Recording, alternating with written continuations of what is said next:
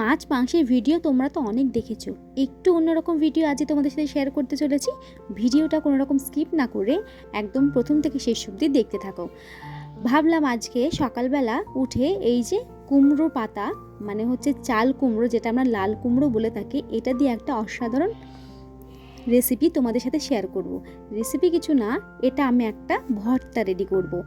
3খানা পাতা আমি নিয়ে নিলাম। এবার এগুলোকে সুন্দর করে কিন্তু ধুয়ে নেব। তারপর একটা প্লেটের মধ্যে আমি রেখে সুন্দর করে কুচি কুচি করে কেটে নেব। তারপরে আমি এখানে একটা শুকনো লঙ্কা প্রথমেই ড্রাই রোস্ট করে নেব। যেহেতু আমি ঝাল কম খাই সেই জন্য একটাই নিয়েছি, তোমরা চাইলে বেশিও দিতে পারো। তারপরে একটুখানি সর্ষে তেল দিয়ে কয়েক কোয়া রসুন আমি সুন্দর করে লাল লাল করে ফ্রাই করে নেব। এই দেখো ভাজা হয়ে গেছে, আমি কিন্তু রসুনটা তুলে নিয়েছি। তারপরে দেব পেঁয়াজ। পেঁয়াজগুলো কিন্তু আমি বেশি ভাজবো না, একটু পিঙ্কিশ করে রেখে দেব। এবার কেটে রাখা পাতাগুলো সুন্দর করে সেদ্ধ করে নেব। কড়াই আমি দিয়ে দিলাম। এবার একটু দিয়ে দেব জল আর দিয়ে দেবো পরিমাণ মতো একটু নুন। পাতাটা কিন্তু খুব ভালোভাবে সেদ্ধ করে নিতে হবে, না হলে কিন্তু ওই যে পাতার একটা গন্ধ সেটা কিন্তু থেকে যাবে।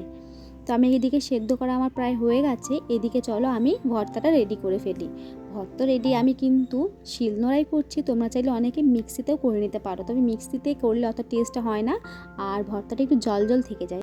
ড্রাই রোস্ট করে রাখা লঙ্কাটা আর একটুখানি নুন আমি দিয়ে দেব।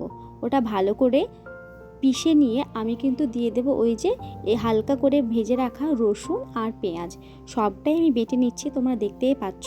সবটা বেটে নিতে হবে খুব ভালোভাবে, না হলে কিন্তু গোটা গোটা থাকলে ভালো লাগবে না। এই দেখো একদম কিন্তু মিহি করে আমি বাটছি, তোমরা দেখতেই পাচ্ছ। এবার ওই যে সেদ্ধ করে রাখা পাতা একটু জল যদি থেকে যায় চিপে কিন্তু তারপরে ওই একই সঙ্গে আমি কিন্তু বেটে নেব। প্রায় 85% আমার বাটা হয়ে গেছে। এবার পুরোটা মিক্স করে আমি আবার মিহি করে বেটে নেব। অলমোস্ট কিন্তু আমার পুরো হয়ে গেছে বাটাটা।